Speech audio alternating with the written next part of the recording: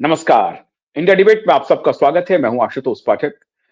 मित्रों, 25 जनवरी, एक दिन पहले, ये परंपरा है अपने देश में, पद्म अवार्ड की घोषणा होती है। सबकी निगाहें इस पर लगी रहती हैं।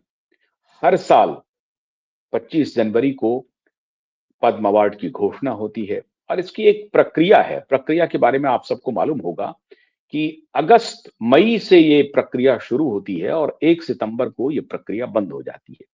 1 सितंबर के बाद देश के प्रधानमंत्री एक कमेटी का गठन करते हैं और फिर वो कमेटी जो एप्लीकेशन आता है या जिन-जिन का नाम उसमें शामिल है कि भई इनको पद्म अवार्ड के लिए चुना जाएगा, वो कमेटी फिर वो नाम तय करती है और फिर वो प्रधानमंत्री कार्यालय तक पहुँचता है और फिर अलग-अलग प्रक्रियाओं से गुजर करके ये तय होता है कि इस वर्ष कितने पद्म अवार्ड दिए जाएँगे। पद्म अवार्ड 3 प्रकार के होते हैं, आप सबको मालूम है, पद्म विभूषण, पद्म भूषण और पद्मश्री।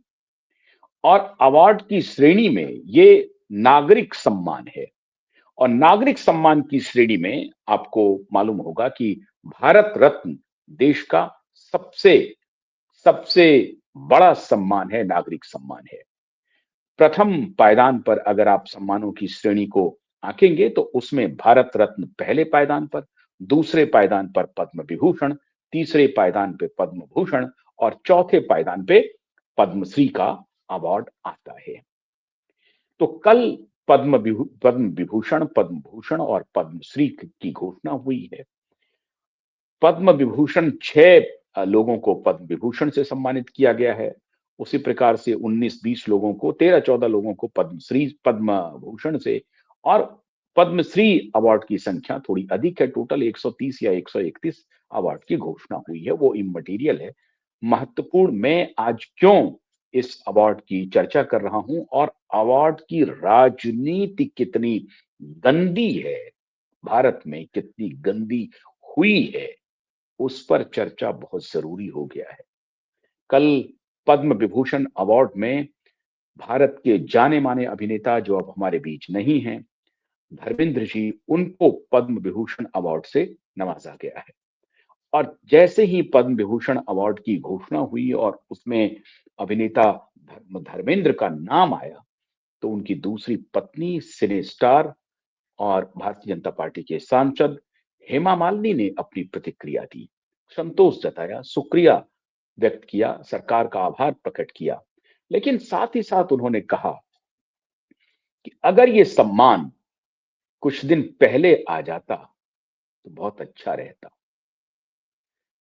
असल में लाइफ टाइम अचीवमेंट अवार्ड जब घोषित हो रहा था फिल्म फेयर का, आज से कई साल पहले, और वो 37 साल बाद की प्रतीक्षा थी जब धर्मेंद्र को 37 साल इंतजार करना पड़ा लाइफ टाइम अचीवमेंट अवार्ड के लिए।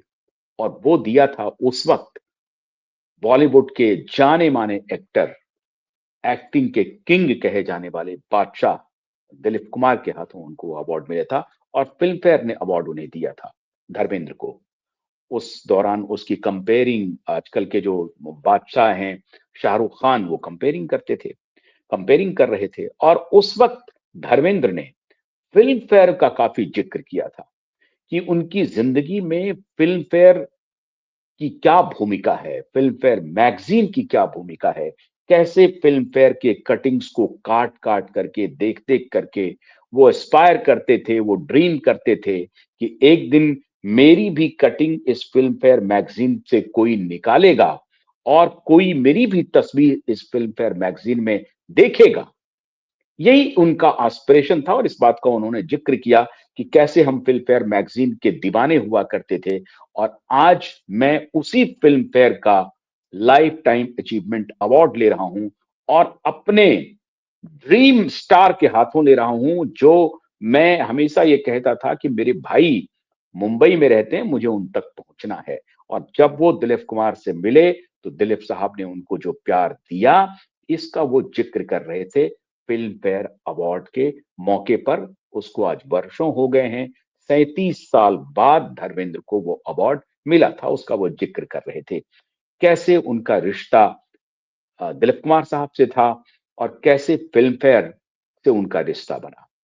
लेकिन हेमा मालिनी का जो दर्द छलका है वो ये है कि अगर ये अवार्ड उनको पहले मिल जाता जिसके वो हकदार थे, उस दर्द के बाद मुझे लगा कि आपसे चर्चा करनी चाहिए। ये सिर्फ हेमा मालिनी का दर्द नहीं है, बहुत सारे ऐसे लोगों का दर्द है जो बहुत सारे लोग तो आपको बयां भी नहीं कर सकते। लेकिन इस अवार्ड की घोषणा के पीछे का जो षड्यंत्र चलता है, इसके पीछे जो गंदगी है, आज मैं उसका जिक्र करने आया हूं।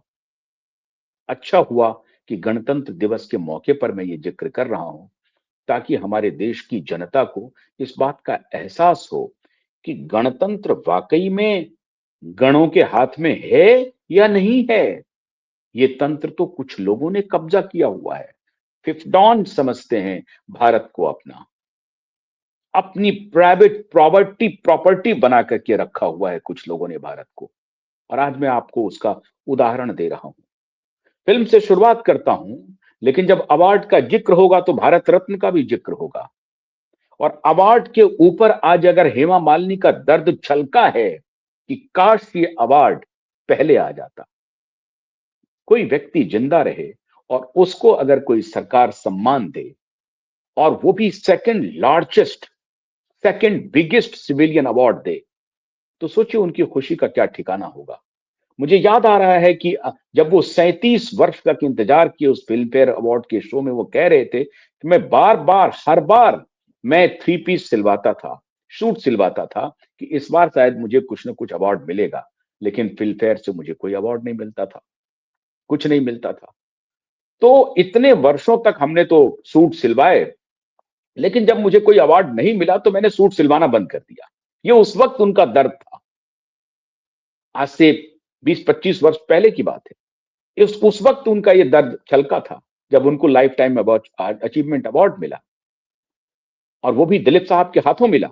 तब उन्होंने कहा था कि यार मैं तो हमेशा अपना काम तो बहुत ठीक से कर रहा था, लोगों का, दर्शकों का प्यार भी मिल रहा है, तो हर बार, हर साल मुझे ये अपेक्षा रहती थी कि फिल्म फेयर मुझे कोई ना कोई अवार्ड देगा। लेकिन मेरा सूट सिलवाया ही रह गया, मुझे अवार्ड नहीं मिला। ये दर्द उनका छलका था।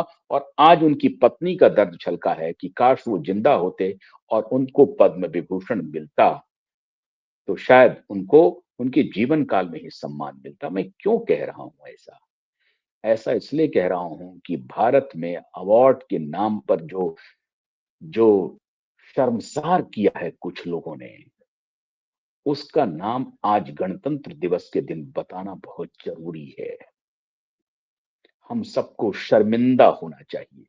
कल्पना कीजिए, माननीय पंडित नेहरू जी अपने जीवन काल में, अपने जीवन काल में जब वो प्रधानमंत्री हैं देश के, उस वक्त उन्होंने भारत रत्न की उपाधि स्वीकार कर ली। राजेंद्र बाबू ने उन्हें उपाधि दिया 1955 में। विश्वेश्वरैया, मोक्ष गुंडम विश्वेश्वरैया, जो बहुत बड़े इंजीनियर थे, साइंटिस्ट थे, उनको भी मिला, इनको भी मिला, और एक भगवान दास नाम के व्यक्ति थे, उनको भी मिला। 3 लोगों को भारत रत्न मिला 1955 में। और उसमें नेहरू जी स्वयं को भी शुमार करवा लिए। नेहरू जी को मिल गया भारत रत्न, लेकिन वल्लभ भाई पटेल को भारत रत्न नहीं मिला। मौत हो गई थी वल्लभ भाई पटेल की, चाहते तो दे सकते थे। वल्लभ भाई पटेल को अवार्ड कब मिला? 1991 में। अंबेडकर को भी अवार्ड नहीं मिला। कब मिला? जब वीपी सिंह की सरकार आई 1990 में। इतनी ही बेशर्मी नहीं हुई, उनकी पुत्री स्वर्गीय इंदिरा गांधी को भारत रत्न का अवार्ड मिल गया 1971 में। इंदिरा गांधी को मिल गया 1971 में ही। और राजीव गांधी के साथ सरदार वल्लभ भाई पटेल को अवार्ड मिल रहा है भारत रत्न का। ये शर्मसार करने वाली बात है कि अभी मैं आता हूं फिल्म पर। ये जो अवार्ड की जो गंदी घिनौनी राजनीति होती है ना, आज मैं उसका लेखा जोखा आपके सामने पेश कर रहा हूं। 1955 और कोई कांग्रेसी, किसी कांग्रेसी के दिल में ये कसक नहीं है, ये पीड़ा नहीं है, ये दर्द नहीं है। खुलेआम ये नंगई हो रही है, खुलेआम।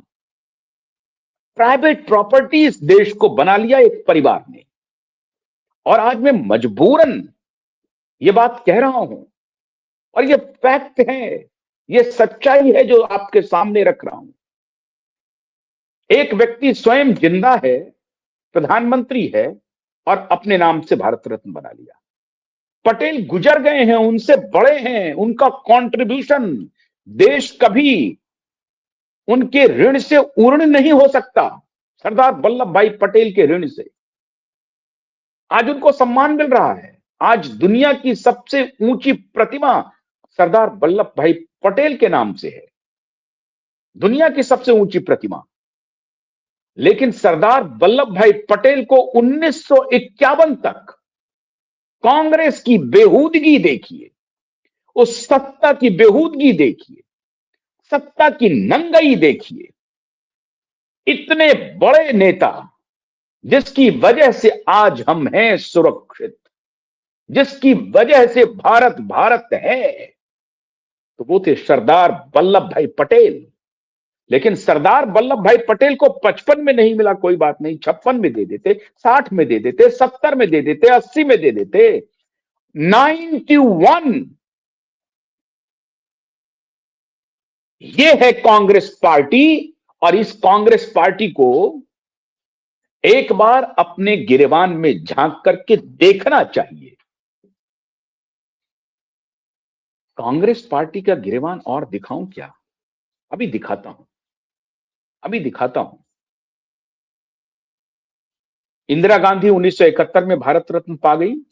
राजीव गांधी की मौत हुई 1991 में, उनको भारत रत्न मिल गया। अब लोग ये चर्चा करते कि पटेल साहब को दीजिए, तो चुपके से फिर पटेल साहब का भी नाम जोड़ दिया। अंबेडकर को फिर भी नहीं दिया, अंबेडकर को फिर भी नहीं दिया। अंबेडकर को दिया 1990 में, जब बीपी सिंह की सरकार आ गई। हालांकि वो दौर कुछ और था, इनको बहुत पहले मिल जाना चाहिए था, लेकिन अंबेडकर को नहीं मिला भारत रत्न। कोई बात नहीं है, हम कहते हैं कि भारत रत्न कोई बड़ी बात नहीं है, कोई बड़ी बात नहीं है। नहीं मिला भारत रत्न। लता मंगेशकर को भारत रत्न मिला, सचिन तेंदुलकर को मिला, मोहम्मद रफी को नहीं मिला। इतनी ही बात नहीं है, मोहम्मद रफी और राजदीप सरदेसाई बराबर हैं। मोहम्मद रफी और बरखा दत्त बराबर हैं। बेशर्मी की इंतहा है मित्रों, बेशर्मी की इंतहा। इस पार्टी के प्रवक्ता को मैं चुनौती देता हूं कि ढोल जो पीटते हो बेशर्मो, तुम्हें शर्म आनी चाहिए। मोहम्मद रफी को पद्मश्री, पद्म भूषण भी डिजर्व नहीं करते मोहम्मद रफी, पद्म विभूषण भी डिजर्व नहीं करते मोहम्मद रफी। पद्मश्री भूल गए देके, एक इतिश्री कर दिया। वो पद्मश्री जिसको राजदीप सरदेसाई को भी, जो पावर गैलरी में क्या करते हैं पूरी दुनिया जान गई है। पत्रकारिता के नाम पर उन्होंने क्या किया है पूरी दुनिया जान गई है। बरखा दत्त ने पत्रकारिता के नाम पर क्या गुल खिलाए हैं पूरी दुनिया जान गई है। लेकिन मोहम्मद रफी और राजदीप सरदेसाई बराबर हैं, उनको भी पद्मश्री, मोहम्मद रफी को भी पद्मश्री। देवानंद को, साहब देवानंद को किसी प्रकार से इन्होंने दिया पद्म विभूषण, लेकिन अमिताभ बच्चन को 1984 में पद्मश्री, क्योंकि चुनाव लड़वाना था उनको, चुनाव लड़वाना था इलाहाबाद से, तो पद्मश्री पहले दे दो। उसके बाद 1991 में पद्म भूषण और फिर 2015 में पद्म विभूषण। दिलीप कुमार को इन्होंने भारत रत्न तो छोड़ दीजिए साहब, पद्म विभूषण भी देना उचित नहीं समझा था। मोदी जब सत्ता में आए, मोदी जिसकी मुखालफत कांग्रेस पार्टी पानी पी, मैं कह रहा हूं ना कि अब ये नई पीढ़ी, नया भारत जब आएगा तो नया भारत सर्च करेगा फैक्ट्स को, नया भारत सच की तलाश करेगा, नया भारत ये देखना चाहेगा जो सत्य क्या है। तुम कितना झूठ बोलोगे, क्या झूठ बोलोगे, कैसे बरगलाओगे लोगों को। नया भारत जेनजी इस तथ्य को सामने रखेगा, राहुल गांधी जी इस तथ्य को सामने रखेगा। अमिताभ बच्चन 1984 में पद्मश्री, 1991 में पद्म भूषण, 2015 में भी उनको मिल गया पद्म विभूषण, 2012 में ही, 15 में पद्म विभूषण भी मिल गया, उनको तीनों मिला, सबको मिला, अमिताभ बच्चन को भी मिला। लेकिन देवानंद को एक अवार्ड, सुनील दत्त साहब को भी बहुत सारे अवार्ड मिल गए, राज कपूर साहब को एक अवार्ड, लेकिन फिल्म में तो दादा साहब फाल्के अवार्ड मिल गया, फिल्म में तो दादा साहब फाल्के अवार्ड मिल गया राज कपूर साहब को, फिल्म के लिए बड़े अधिकार हैं। अरे भाई, जब फिल्मी नेताओं, फिल्मी अभिनेता को अवार्ड से कोई लेना देना नहीं है तो किसी को मत दो, और अगर दे रहे हो तो उसका कुछ तो जस्टिफिकेशन होना चाहिए। मैं ये नहीं कह रहा हूं कि अमिताभ बच्चन को उनके कंट्रीब्यूशन के लिए नहीं देना चाहिए, लेकिन आज मित्रों, हेमा मालिनी का जो दर्द छलका है ना, वो क्यों छलका है मैं बताता हूं। धर्मेंद्र वो एक्टर थे, मैं ये तो नहीं कहूंगा कि उन्हीं की वजह से अमिताभ बच्चन हैं, लेकिन धर्मेंद्र वो एक्टर थे जिस शोले से जय और वीरू की पहचान हुई थी ना, उस शोले में अमिताभ बच्चन को एंट्री कराने वाले ये श्रीमान धर्मेंद्र थे। और उसी शोले से तो फिर तकदीर बदली, और भी फिल्मों से तकदीर बदली, जंजीर भी उन्होंने किया, नसीब भी उन्होंने किया। लेकिन शोले जो कल्ट मूवी बनी, उस कल्ट मूवी में अगर किसी ने अमिताभ बच्चन को जगह दिलवाई तो वो थे माननीय श्रीमान धर्मेंद्र। और धर्मेंद्र खाली इतना ही नहीं, वो शत्रुघ्न सिन्हा, वो जली को आग कहते हैं, बुझी को राख कहते हैं, एक ही थर्ड क्लास उनका एक डायलॉग है, ये थर्ड क्लास का डायलॉग है, वही वो चलाते रहते हैं। लेकिन ऐसे एक्टर को भी स्थापित करवाया बॉलीवुड में अगर कोई व्यक्ति, तो वो धर्मेंद्र थे। और शत्रुघ्न सिन्हा वो कहते हैं कि धर्मेंद्र मेरे बड़े भाई हैं, वो सम्मान देते हैं। अमिताभ बच्चन भी इस बात को स्वीकार करते हैं। अमिताभ बच्चन ने उनके साथ अपनी दोस्ती का निर्वाह किया। उनके दोनों के बीच में अब वो जो ये दोस्ती हम नहीं तोड़ेंगे, वो शोले का गाना वाकई में वो खाली रील पर नहीं था, रियल लाइफ में भी था। खाली पर्दे पर ये दोस्ती उनकी नहीं रही, रियल लाइफ में भी अमिताभ बच्चन ने उस दोस्ती का निर्वाह किया और बखूबी निर्वाह किया धर्मेंद्र ने। और इस दोस्ती के निर्वाह करने में धर्मेंद्र का अपर हैंड है, अमिताभ का नहीं है। अमिताभ के बारे में तो आप सभी जानते हैं, यहां स्वाभाविक तरीके से उनको सम्मान मिलता रहे तो बहुत अच्छी बात है। थोड़ी सी अगर असहज हो जाए उनको सम्मान मिलने में तो फिर उनकी सहजता खत्म हो जाती है 2 मिनट में। वैसे नहीं थे धर्मेंद्र। धर्मेंद्र के फार्म पे, धर्मेंद्र की मृत्यु के बाद जब सनी और बॉबी ने फार्म लैंड को खोला, हजारों लोगों की भीड़ खड़ी हो गई। मैं ये नहीं कह रहा हूं कि अमिताभ बच्चन पॉपुलर नहीं है, हैं, लेकिन धर्मेंद्र सिर्फ एक्टर नहीं थे और इसीलिए हेमा जी का दर्द छलका है। धर्मेंद्र का कंट्रीब्यूशन बॉलीवुड में बहुत सारे एक्टर को मदद करने को लेकर के, अमिताभ ने भी किया होगा मुझे नहीं मालूम, लेकिन धर्मेंद्र का जो कंट्रीब्यूशन है, धर्मेंद्र की जो इंसानियत है, धर्मेंद्र की जो जिंदा दिली है, किसी कंट्रोवर्सी में धर्मेंद्र का नाम अब तक नहीं आया।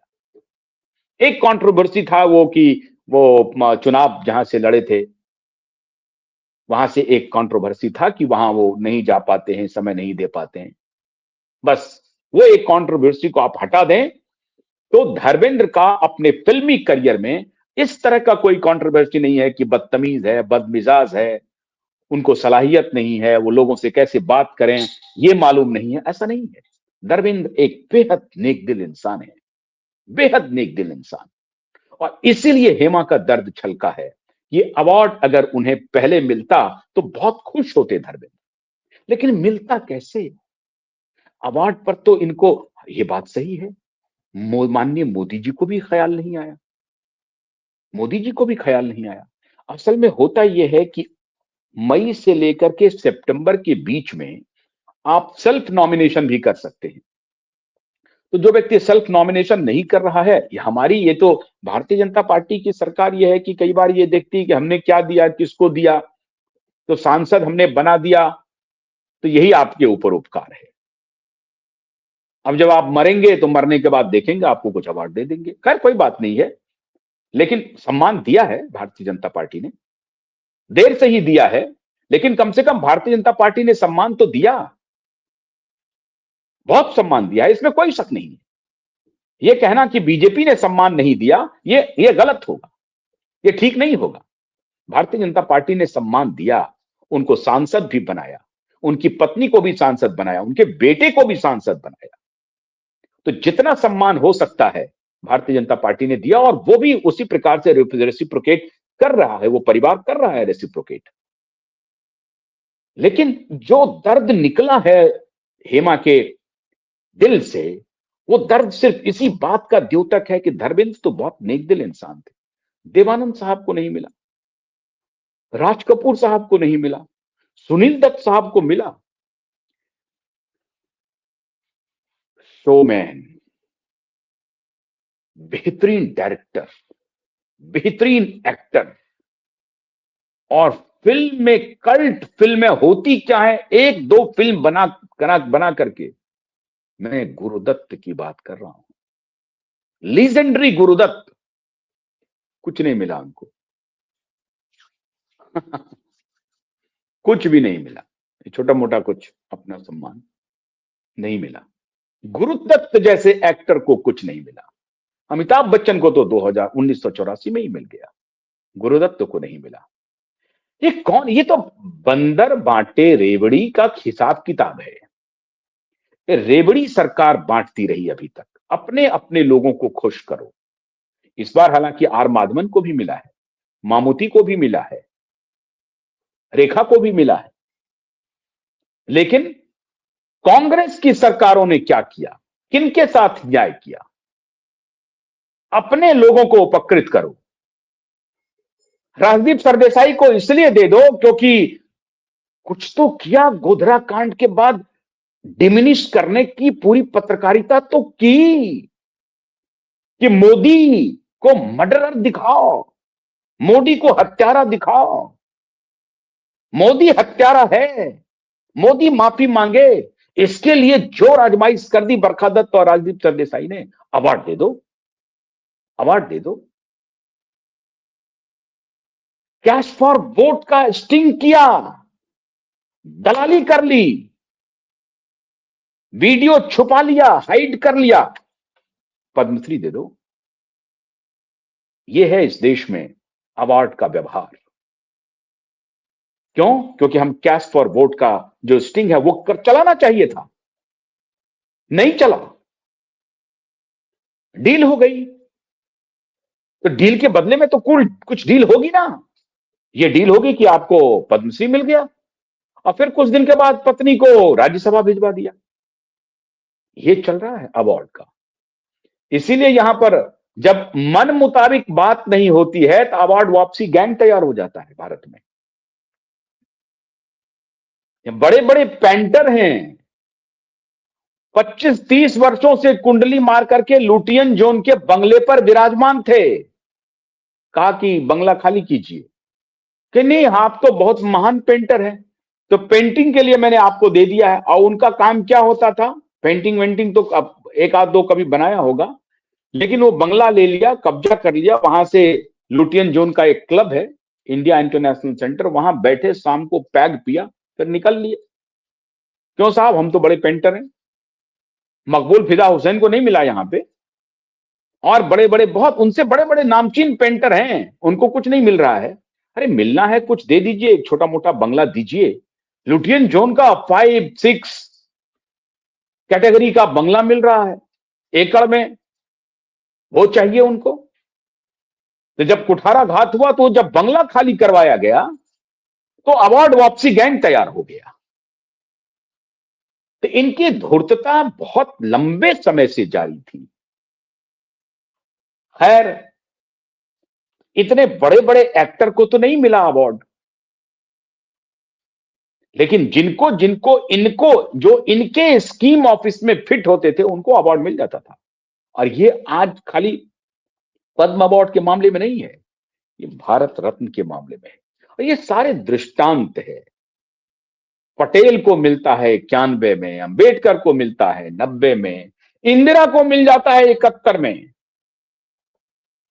मतलब पिता और पुत्री दोनों अपने जीवन काल में ही भारत रत्न ले लेती है।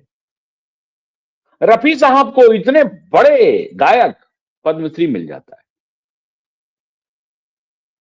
ये हालात हैं भारत में अवार्ड के बीच में मतभेद का, अवार्ड की बेईमानी का, और अवार्ड देने में अपने लोगों को प्रश्रय देने का।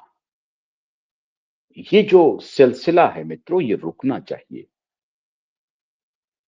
मोदी जब आए तो पद्म विभूषण लेकर के पहुंचे, और मुझे, अगर मैं भूल नहीं रहा हूं, स्मरण मेरी ठीक है, तो स्वयं रक्षा मंत्री गए थे, जो अब के अभी रक्षा मंत्री हैं, उस वक्त शायद होम मिनिस्टर थे, राजनाथ सिंह, अवार्ड लेके गए थे दिलीप साहब के घर पे, दिलीप कुमार के घर पे गए थे।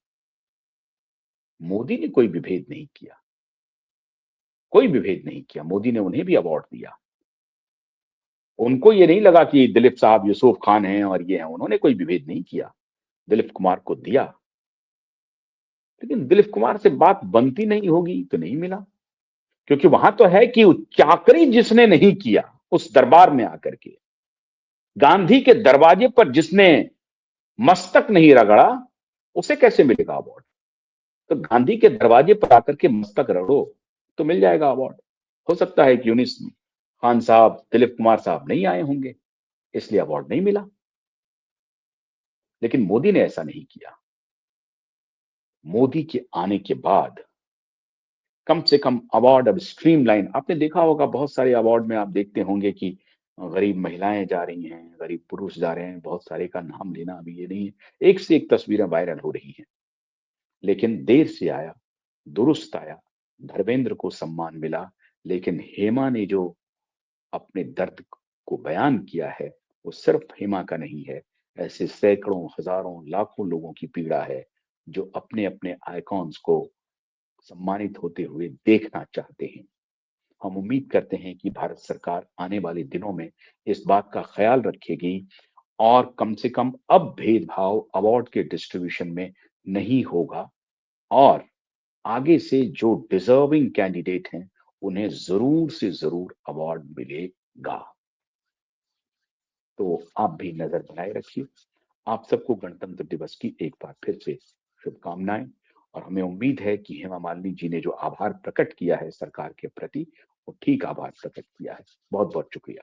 नमस्कार।